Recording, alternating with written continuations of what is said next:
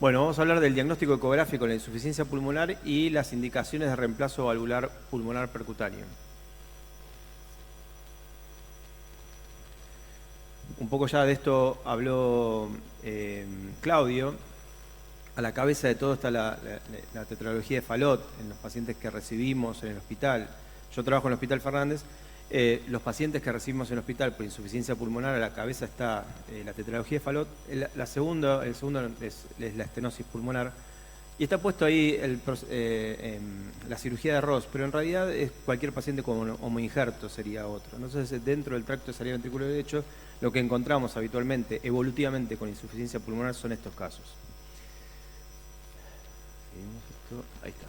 Bueno, como es de ecodoppler, lo primero que hacemos, quizás los parámetros cuantitativos en la evaluación del ventrículo derecho son menores en comparación cuando hacemos una evaluación del ventrículo izquierdo. Y la insuficiencia pulmonar no es distinto en este caso, ¿no? Confiamos mucho más en la valoración cualitativa de la insuficiencia pulmonar que la cuantitativa, quizás porque tampoco tenemos muchos datos para comparar. Porque ¿qué es lo que sucede? Cuando la insuficiencia pulmonar se hace severa, las presiones entre el ventrículo derecho y la pulmonar se ecualizan un poco. Y entonces eso hace que no tengamos tantos parámetros para evaluar como por ejemplo del lado izquierdo, que tenemos el AORE, la vena contracta. Acá estos parámetros son un poco más difíciles. Tenemos a la izquierda una insuficiencia pulmonar leve, moderada y severa. Fíjense que el Doppler ya nos hace valorar algo que vemos cuando vemos una insuficiencia aórtica. Cuando vemos una insuficiencia aórtica decimos si el spray del reflujo ocupa más de un 50% del tracto de salida, obviamente estamos ante algo significativo. Acá pasa lo mismo. Pero a veces es más difícil porque estos pacientes tienen invadido el tracto de salida por cirugías. Entonces esto hace que a veces tengas tractos de salida que son disquinéticos, muy dilatados, y entonces esto puede ser complicado de ver. Lo otro, que fíjense, pero es por una cuestión anatómica, que el flujo de la insuficiencia impacta en la pared del tracto de salida y eso hace que pierda energía cinética. Entonces, distinto a la insuficiencia aórtica, nosotros la vemos, que va hacia la punta del ventrículo izquierdo y nos da una apariencia de mayor insuficiencia. Acá por ahí es un poco más difícil. Van a ver después datos o ecos que tengo de pacientes. Entonces, como punto acá, confíen en el color, algo que muchas veces le dicen que no. De este lado sí está bien. A ver, me parece que se me pasó una, ¿no? Está un poquito... No llega, ¿no? ¿Me voy allá? Vamos, me voy para el otro lado. A ver, ahí. Bien. Yo le dije que no hay que confiar mucho en datos cuantitativos. Sí hay dos datos importantes, que en realidad cuando uno los ve son el mismo dato, ¿eh? O sea, es la pendiente de desaceleración de la insuficiencia pulmonar en el continuo, que eso en la insuficiencia aórtica también hacemos lo mismo. Entonces cuando vos ves que tiene mayor pendiente, estás ante la certeza quizás de que esa insuficiencia es significativa. Y hay dos datos, en la desaceleración o si no el tiempo o lo que se conoce como índice de IP, que es el tiempo que ocupa la insuficiencia pulmonar dentro del tiempo diastólico. ¿Está? Pero fíjense que las dos son dos versiones de una misma cosa. Tiene que ver con la pendiente desaceleración de la insuficiencia pulmonar. Y hay datos para esto que es, si el índice es menor a 0,77, estamos ante una insuficiencia pulmonar significativa, y si el tiempo de mi impresión es menor a 100, también. Pero acuérdense que esos son datos cuantitativos que son muy específicos, pero también tienen una menor sensibilidad. Entonces cuando uno con el tiempo de mi impresión basas a los 167 milisegundos, sos un poco menos específico, a un 80% de especificidad, pero ganás en sensibilidad hacia un 74-75%, con lo cual quizás el tiempo de mi impresión en 167 sea un poco más significativo para estos pacientes, porque obviamente que yo con esto no defino que tiene insuficiencia pulmonar severa. Sospecho y después pido el siguiente estudio. Dentro del Doppler pulsado, lo anterior fue con Doppler continuo, perdónenme, pero el cambio de lado me hizo que no cambié yo. En el Doppler pulsado uno puede ver, así como cuando uno hace el pulsado en la insuficiencia aórtica, pero vos vas hacia la aorta y ves si hay un flujo diastólico reverso en la aorta torácica o en la aorta abdominal, y eso te habla de severidad, moderada, torácico, severo cuando es abdominal. Acá pasa lo mismo, y lo que podemos ver es el flujo diastólico reverso. Ahí está. El flujo diastólico reverso, que acá no está. Acá hay, fíjense, ese flujo diastólico reverso. Y fíjense, acá aparte tiene un flujo anterógrado, que esto marca también el grado de restricción que tiene ese ventrículo, porque al ecualizarse las presiones, la presión de fin de diástole del ventrículo derecho aumenta mucho, entonces hace este patrón acá que hay ahí, de un flujo anterógrado, al final de la diástole. Se amputa el diastólico reverso y después se invierte. Estos son videos. Es un problema porque no tienen característica de video cuando ustedes lo ven. Pero debería ciclar eso.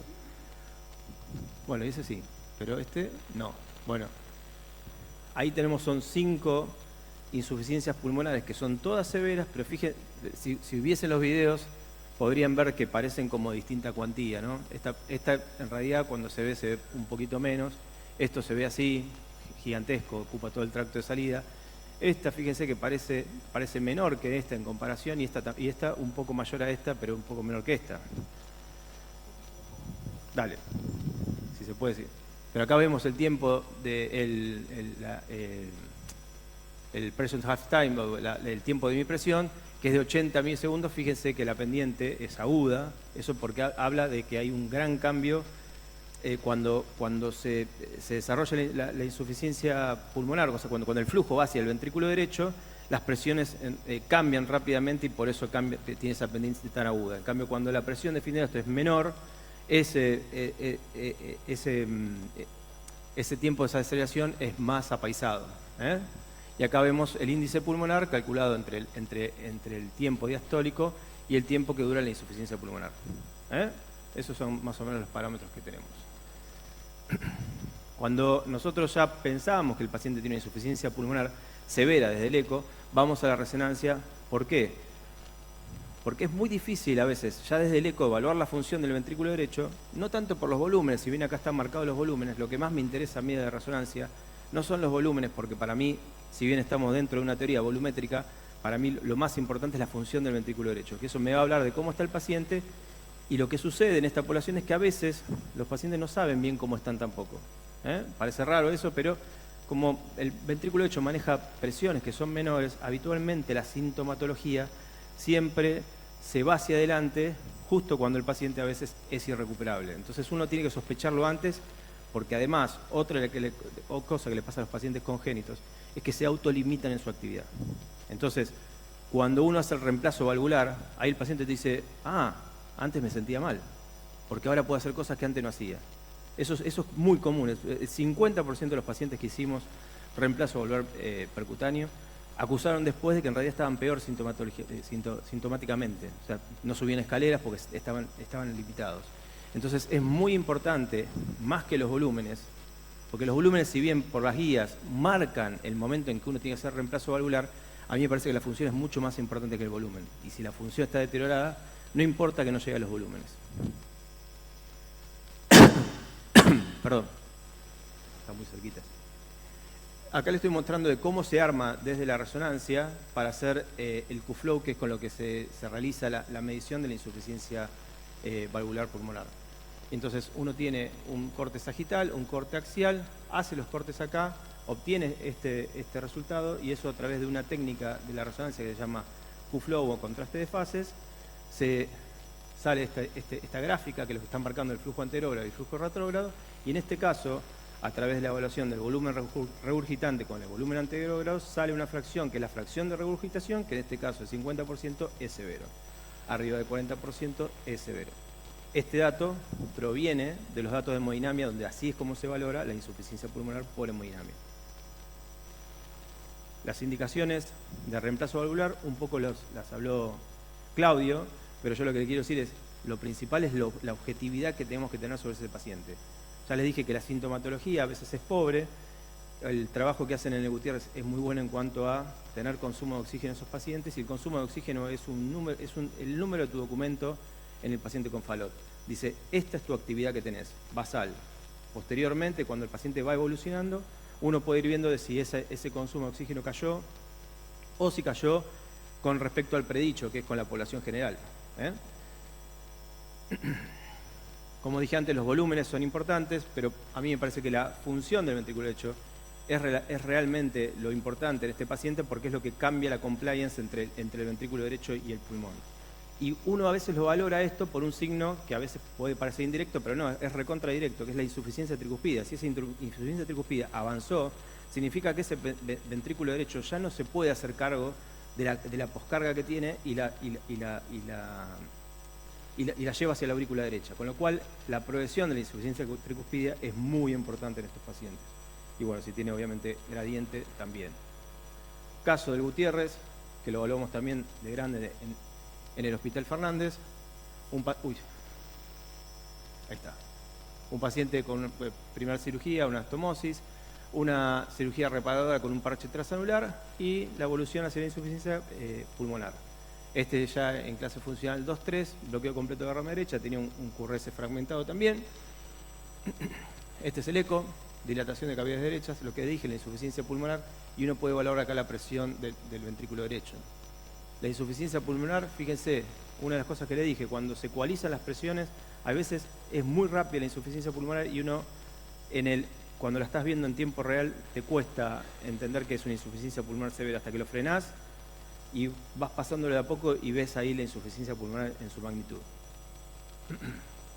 Las mediciones del tronco, de la arteria pulmonar, de las ramas pulmonares, y es muy importante cuando uno tiene que hacer la planificación, porque decís que ese paciente es pasible o no de un reemplazo valvular pulmonar. Estas ventanas a veces no son ventanas típicas, esto no es un eje corto, perdón, no es una imagen paraesternal ni es apical, está en el medio de esas dos. Es donde mejor tomamos muchas veces y a veces pasa esto, fíjense la ventana que tiene este paciente, ¿no? La resonancia con los volúmenes, dilatado tanto en el fin de diástole como en el fin de sístole, la fracción de eyección de 45%, y si uno ve la imagen acá, le crees que tiene 45%, pero a veces recuerden que la fracción de eyección es un parámetro de cámara, que lo que está haciendo es volumen de fin de diástole, volumen de fin de sístole, y me hace el cálculo de la fracción de eyección. En cambio, yo creo que el volumen sistólico indexado del ventrículo derecho, eso ya lo hace independiente de un parámetro de cámara solamente, y lo hace dependiente del paciente porque está ajustado a su superficie corporal. Por eso a mí me parece que es un mejor descriptor el volumen sistólico indexado de lo que realmente pasa con la función de este ventrículo.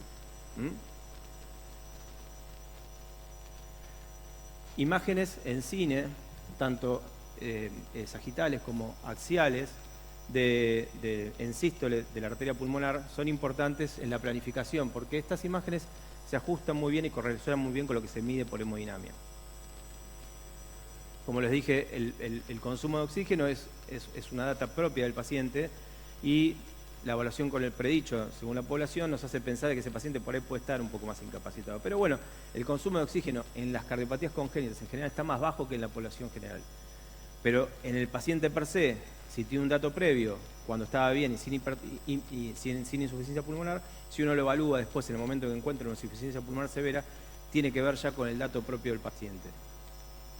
Está bien, puede pasar que haya crecido de peso, que haya aumentado de peso, que hay un montón de factores que pueden modificarlo, principalmente porque puede tener una enfermedad pulmonar o alguna alteración al sistema muscular que por ahí hace poca actividad física, entonces el paciente, dentro de las 3 patas que dan el consumo de oxígeno, le falta una. Esto es las válvulas que utilizamos nosotros en el Hospital Fernández, que son válvulas que son de la denominación expulsa, va entre 18 y 32 milímetros. Es una válvula porcina. Lo que se hace siempre es ver si hay oclusión del tronco, la coronaria izquierda o del ascendente anterior, y se hacen mediciones en axial y en sagital para ver el valor teórico para elegir el tipo de válvula. Fíjense, si se ven ahí, más o menos están dentro de 30, 31, por ahí, que es lo que medimos por resonancia con los cortes de cine en sístole, parados en sístole. ¿Está? O sea, lo bueno es que hay una muy buena correlación y te hace pensar que este paciente puede ser candidato a estas válvulas. ¿Por qué? Porque hay un límite de 32 milímetros. Entonces vos ya podés ir pronosticando a qué paciente vas a poder resolver de esta manera. Se hace el sizing balloon, que es la medición final, 31, 30 más o menos. Se eligen 30, pero siempre se va unos milímetros más y se elige una prótesis, en este caso tipo una pulsa de 32 milímetros. Esto no lo hacemos, yo lo hice solamente para que lo vean ustedes acá, que es poner dónde más o menos estaría la válvula y qué tipo de válvula es. Nada, no hacemos esto. Con el balloon sizing y no era para un poco para que si alguno andaba con el pochoclo acá y dice que me queda dormido. Mirá, se ve lindo. No, mentira. Y esto sí es lo real. Fíjense, esto es antes, sagital, el mismo corte, y fíjense cómo acá ya está implantada la válvula.